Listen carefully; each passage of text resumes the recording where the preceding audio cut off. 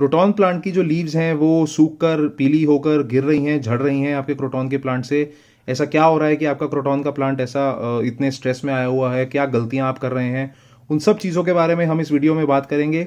और मैं आपको कुछ ऐसी चीज़ें भी बताऊंगा जो अगर आप अपने क्रोटॉन के प्लांट में फॉलो करेंगे तो वो चीज़ें जो आपके प्लांट पे हो रही हैं वो होनी बंद हो जाएंगी। तो चलिए शुरू करते हैं फ्रेंड्स। मेरा नाम अक्षय है और मैं आप सब लोगों का the right gardening YouTube channel में स्वागत करता हूं। क्रोटॉन का जो पौधा होता है वो एक बहुत ही फसी प्लांट होता है। मैं आपको अगर सही बताऊं, इसको बहुत केयर और मेंटेनेंस करनी पड़ती है इस प्लांट की। और इसको अगर आप बहुत ज़्यादा इसके साथ एक्सपेरिमेंट करेंगे तो ये प्लांट फिर उस तरीके से स्ट्रेस में आ जाता है और फिर पत्तियां अपनी झाड़नी शुरू कर देता है। तो कुछ चीज़ें हैं जिसकी वजह से पत्तियां इसकी सूखनी और झड़नी शुरू हो जाती हैं। तो पहले मैं आपको बताता हूं कि आपने इसको,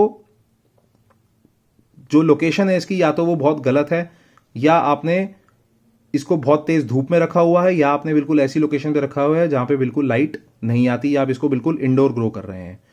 अगर आपने इसको ऐसी लोकेशन पे रखा हुआ है जहां पे बहुत तेज चिलचिलाने वाली धूप है, जैसे गर्मियों की जून जुलाई की महीने की होती है, तो क्या होगा, इसकी जो लीव्स हैं वो सूखने लग जाएंगी, वो पपड़ी सी बन के नीचे गिरना शुरू हो जाएंगी। क्योंकि इसको, क्रोटॉन के प्लांट को लाइट की रिक्वायरमेंट है, लेकिन बहुत ज्यादा तेज अगर चिलचिलाती धूप में आप इसको रख देंगे तो ये प्लांट सर्वाइव नहीं कर पाएगा, इसकी पत्तियां झड़ना शुरू हो जाएंगी। ये एक तरीके का स्ट्रेस होता है जो प्लांट आपको बताता है कि आपको इसकी लोकेशन अब बदलने का टाइम आ गया है।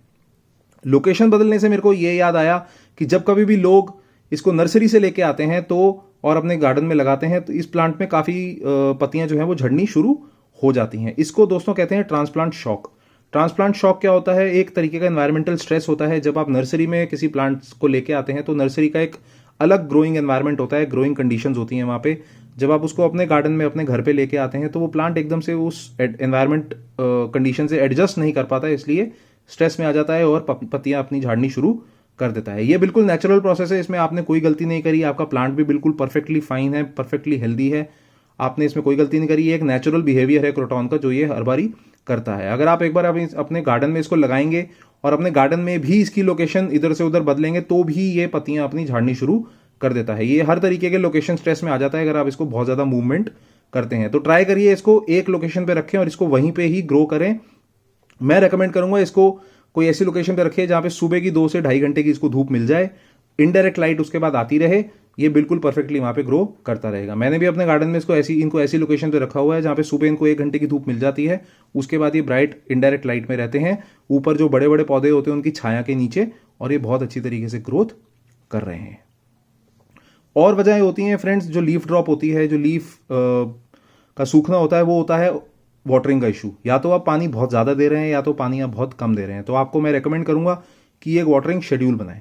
वाटरिंग शेड्यूल से मेरा क्या मतलब है, पौधे को तभी पानी देना है जब पौधे को ज़रूरत है। कई लोग क्या करते हैं कि हर पौधे को डेली पानी दे देते हैं, ऐसा नहीं होता। हर पौधे की जो रिक्वायरमेंट होती है पानी की वो डिफरेंट होती है और उस तरीके से आपने अपने प्लांट को एडजस्ट करना होता है। आपने देखा होगा कि मेरे जो गमले में ये प्लांट लगे हुए हैं ऊपर, कम से कम एक आधा इंच मैंने जगह गमले में छोड़ी हुई है। वो इसलिए छोड़ी हुई है क्योंकि जब कभी मैं पानी देता हूँ इन प्लांट्स में, डीप वाटरिंग करता हूँ। डीप वाटरिंग से क्या होता है कि पानी यहाँ तक मैं भर देता हूँ और वो धीरे धीरे मॉइस्चर एब्जॉर्ब होकर गमले के नीचे तक पहुँच जाता है। नीचे पहुँचने से क्या होता है कि प्लांट को एक इंडिकेशन जाती है कि नीचे तक मॉइस्चर अवेलेबल है, तो अपनी जो रूट्स हैं मैं वहाँ तक ग्रो करता हूँ और वो मॉइस्चर को एब्जॉर्ब कर लेता हूँ। जितनी डीप जो रूट बाउल बनेगा किसी भी प्लांट का, रूट सिस्टम बनेगा किसी भी प्लांट का, उतना ही वो हार्डी बन जाता है, उतना ही वो हार्ड बन जाता है, स्ट्रांग बन जाता है और हेल्दी प्लांट बन जाता है। तो कोशिश करिए अपने वाटरिंग शेड्यूल में जब भी आप वाटरिंग करें इस प्लांट को, डीप वाटरिंग करें। शैलो वाटरिंग नहीं करनी, डेली रोज थोड़ा थोड़ा पानी देके नहीं करना, उससे पौधा उल्टा आपका खराब हो जाएगा। ये दोनों ही वैरायटी के बारे में मैं बात कर रहा हूँ, किसी एक पर्टिकुलर क्रोटॉन के बारे में बात नहीं कर रहा। दोनों,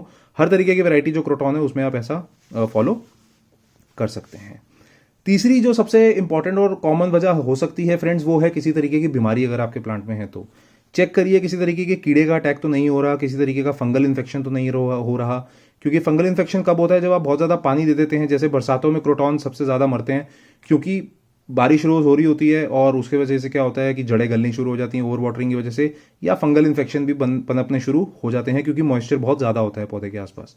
तो उससे भी कभी कभी प्लांट जो है मरना शुरू हो जाता है, अपनी पत्तियां झाड़नी शुरू कर देता है। तो आप क्या कर सकते हैं, इसमें एक नीम ऑयल कॉन्सेंट्रेट आता है। नीम ऑयल कॉन्सेंट्रेट क्या करता है, एक कोल्ड कंप्रेस्ड फॉर्म में कॉन्सेंट्रेट आता है जिसको आप एक ऑर्गेनिक इंसेक्टिसाइड, ऑर्गेनिक पेस्टिसाइड की तरह इस्तेमाल कर सकते हैं। इसको कैसे यूज करना है आपने, इसका 1 ml कॉन्सेंट्रेट लेना है 1 लीटर पानी में, अच्छे से डाइल्यूट करना है, मिक्स करना है।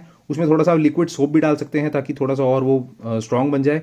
जब वो सोल्यूशन तैयार हो जाए तो 100 से 150 ml हर 15 से 20 दिन में, जब तक आपका इन्फेक्शन प्लांट का ठीक नहीं होता, आप ऊपर लीव्स में उसको स्प्रे करिए और डायरेक्टली आप सॉइल में भी अप्लाई कर सकते हैं। तो इससे क्या होगा, जितने भी किसी भी तरीके का अगर इन्फेक्शन आपके प्लांट में हो रखा है तो वो होना रुक जाएगा और आगे उसकी ग्रोथ वगैरह नहीं होगी। दूसरी फिर चीज़ मैं रेकमेंड करूंगा, अगर फंगल इन्फेक्शन या और कीड़े ने अटैक आपके प्लांट में कर दिया है तो उतनी ब्रांच आप प्रून कर दीजिए। जैसे मान लीजिए अगर इस प्लांट में यहाँ तक इन्फेक्शन है तो मैं इसको प्रून कर दूंगा ताकि वो आगे कहीं जो इन्फेक्शन है वो प्लांट में फैले ना हो, प्लांट ओवरऑल हेल्दी रहे।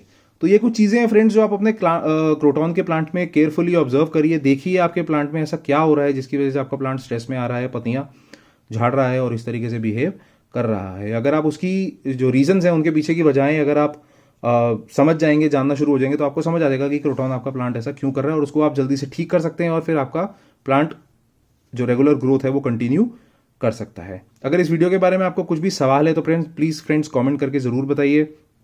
और अगर आपने क्रोटॉन अपने गार्डन में लगा रखे हैं तो उनका क्या एक्सपीरियंस रहा है आपके साथ, वो भी आप कमेंट करके बता सकते हैं हमारे ताकि कम्युनिटी को, ताकि बाकी गार्डनर्स भी आपसे कुछ सीख सकें। अगर आपको ये वीडियो पसंद आई तो प्लीज़ अपने गार्डनर्स फ्रेंड्स के साथ भी ज़रूर शेयर करिए और मेरा चैनल सब्सक्राइब करना ना भूलें। तब तक के लिए अपना बहुत सारा ध्यान रखिए friends. Thank you, good bye.